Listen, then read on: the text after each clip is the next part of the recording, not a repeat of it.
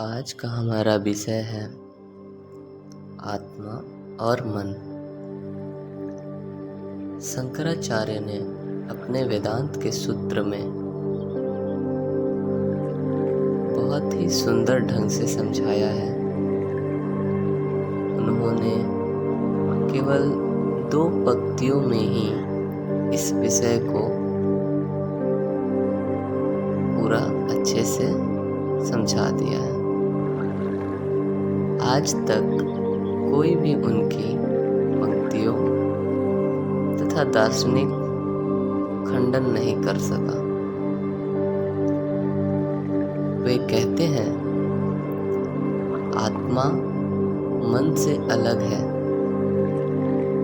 वह मन के पीछे रहकर मन की इन सारी अवस्थाओं का केवल साक्षी मात्र है, परंतु हम मन के इन परिवर्तनों के साथ आत्मा अर्थात स्वयं को एक कर डालते हैं। इसी कारण दुख उठते हैं। हमारी यही अवस्था है, इसमें हमें छुटकारा पाना होगा। सभी धर्म और सभी महान अवतार हमें इन बंधनों से मुक्त होने के उपाय बताते हैं। वे शिक्षा देते हैं कि किस प्रकार इस दुख से मुक्त हुआ जाए और उनके द्वारा निर्दिष्ट मार्गों में भेद ही हो। आप लोग कृपया मेरी ध्यान से इस बात को समझें। सभी पंथों का लक्ष्य एक ही है।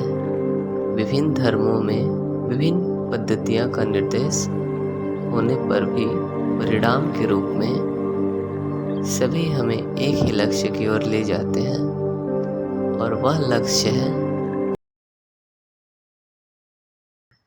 सचमुच ही एक दूसरे से पूर्ण भिन्न तथा स्वतंत्र है। सावधानी से अध्ययन करने पर पता चलेगा कि इन विभिन्न धर्मों द्वारा बताए गए सभी उपायों को मुक्ति के 4 मार्गों तक सीमित किया जा सकता है।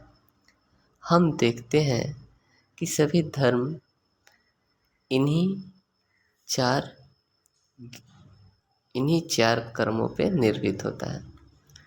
पहला कर्म है कर्मयोग, दूसरा कर्म है ज्ञान योग, तीसरा कर्म है भक्ति योग तथा चौथा कर्म है राजयोग।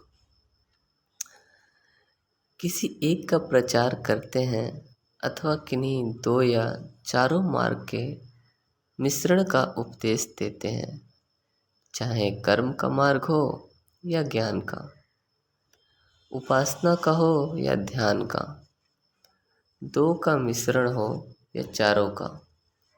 इसी से मुक्ति की प्राप्ति होती है। यही मूल बातें हैं। उनके पुराणों का अनुष्ठान में भेद होने पर भी इस मूल विषय पर सभी धर्मों में सहमति है। यदि सभी धर्म को एक सामान्य धरातल पर लाकर देखा जाए तो कहा जा सकता है कि सभी धर्म इन 4 प्रमुख मार्गों के बारे में ही बोलते हैं। इन मार्गों में से किसी एक को अपना करके हम अपने मैं मेरा बोध से अर्थात चिड़चिड़ा ग्रंथि मुक्त हो सकती है। कर्म योग में दूसरों की सेवा की जाती है। दूसरों के दुख कष्टों को अपना माना जाता है, जिसके फलस्वरूप सेवा के दौरान हम रासायनिक रूप से अपनी ज़रूरतों को, अपने शरीर तथा अपने स्वयं की बातों को भुला देते हैं। इस प्रकार चलते चलते दूसरों के साथ स्वयं को एक सोचते सोचते क्रमशः हम सारे जगत के साथ अपने को एक महसूस करते लगते हैं।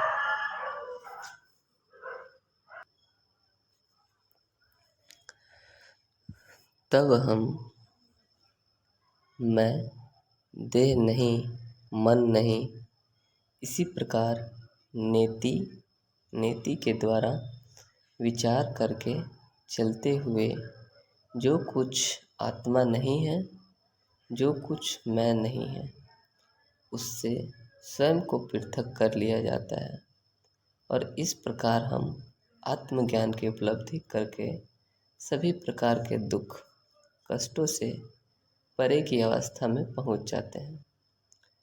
भक्ति मार्ग, तो हम चलते हैं भक्ति मार्ग में। भक्ति मार्ग में भगवान से प्रेम करना ही साधना है।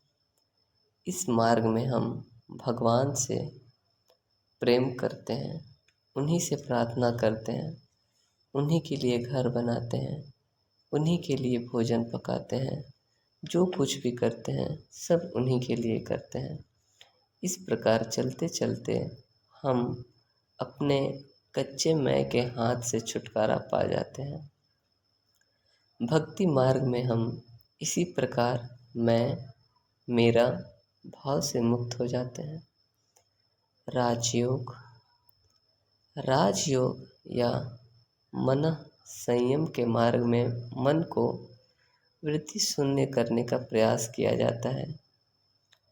योग का अर्थ है चित्त वृत्तियों का निरोध। मन की स्थिरता को बनाए रखने के लिए मन में किसी कामना या विचार को उठने से रोका जाता है। इसमें मन को पूर्णतः शांत तथा पवित्र बनाने का प्रयास किया जाता है। मन के निर्मल तथा स्थिर होते ही आत्मदर्शन होता है। जैसे कि एक झील में जब लहरें नहीं उठती, कीचड़ नहीं होता, उसका जल स्वच्छ होता है, तभी आप उसका तल देख सकते हैं। परंतु जब उसमें लहरें उठती रहीं और जल में कीचड़ गिरते रहें, तब उसके तल को नहीं देखा जा सकता। इसी प्रकार मन में जब अशुद्ध होता है और उसमें वृत्तियाँ उठती रहती हैं, तब उसके पीछे जो आत्मा है उसे नहीं देखा जा सकता। मन के निर्मल